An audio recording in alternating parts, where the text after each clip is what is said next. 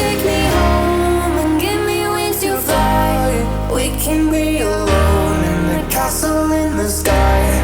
We can run away and leave this world behind. Hi there, and welcome back to Storybook Crochet. In today's tutorial, I'm going to be showing you how to do the puff moss stitch. This is a 2-row stitch that alternates every other row. It's very simple, good for beginners if you know your basic crochet stitches. So all you're going to need is whatever your yarn of choice is, a hook that is suitable for that yarn, some scissors, and a yarn needle to weave in your ends when you're finished. So let's grab all those supplies and we'll get started. Alright, to start our puff moss stitch, we're going to start by making our slip knot. And then you're just going to simply make a chain in an even number. Any even number will work, so you can use different lengths to make different blanket sizes. I'm going to add a chart up on the screen to show you the different measurements for different blanket sizes if you want to measure along your chain to make the correct size that you're needing.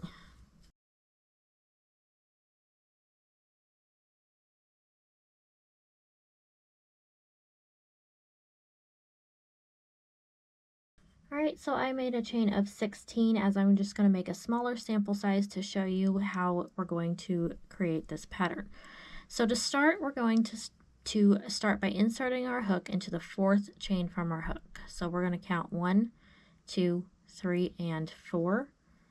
Insert your hook into that chain and you're going to make a single crochet. Alright, so there's our first single crochet. After you make your single crochet, you're going to chain 1. Then you're going to skip the next chain and work your next single crochet into the chain after that. Single crochet and then chain 1. And this is our moss stitch pattern. So skip the next chain and single crochet in the one after that. Chain 1. You'll work this same pattern all the way to the very end of row number 1. Alright, we are now at the end of row number 1, so you are going to chain 2 and then turn your piece over. And we are now going to start our row number 2 of puff stitches. So to do this, we're going to work in the chain 1 spaces that we worked across for row number 1. So you're going to yarn over and insert your hook into that first chain 1 space there, pull up your loop, you're going to yarn over, insert your hook again, pull up a loop, yarn over, insert your hook a 3rd time, and pull up a loop. At this point you have 7 loops on your hook. You're going to yarn over and pull through all 7. Once you have your hook through that, you're going to chain 2. And that is our first puff stitch complete. So you're going to work that again, and I'll show you one more time how to do the puff stitch into the next chain 1 space. So you're going to yarn over, insert your hook into that space, pull up your loop, yarn over, insert again, pull up your loop, and then do that one more time. You'll have your 7 loops on your hook. You're going to yarn over and pull through all 7 loops, and then connect with a chain 2. So you'll just repeat that all the way across for row number 2, creating your puff stitches.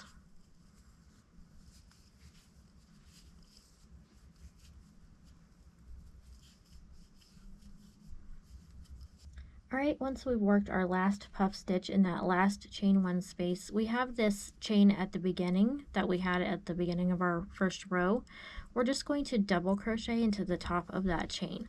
So you're just going to yarn over, insert your hook into the top of that chain, pull up your loop, yarn over and pull through 2, yarn over and pull through 2. So there's your double crochet that finishes off row number 2. After that, you're going to chain 2 and then turn your piece over. So now we're going to repeat what we did for row number 1. This time we're going to work in the same chain space, this first one right here, and make a single crochet. Once your single crochet is complete, you're going to chain 1 and then make a single crochet in the next chain space. You're working in between your puff stitches, making sure to chain 1 after each single crochet.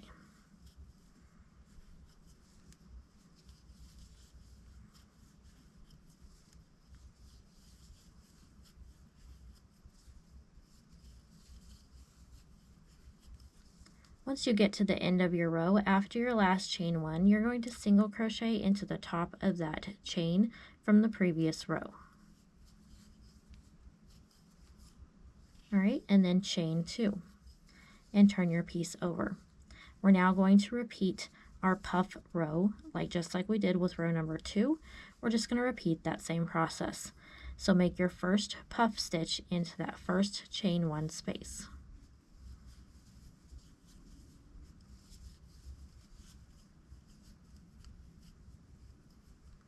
Once you have your puff stitch made, chain 2, and you'll just repeat that across for row number 4.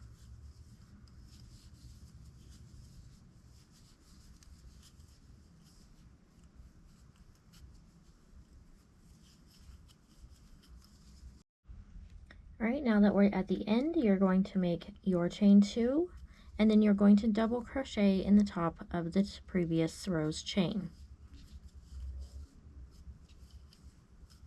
And then chain 2 and turn.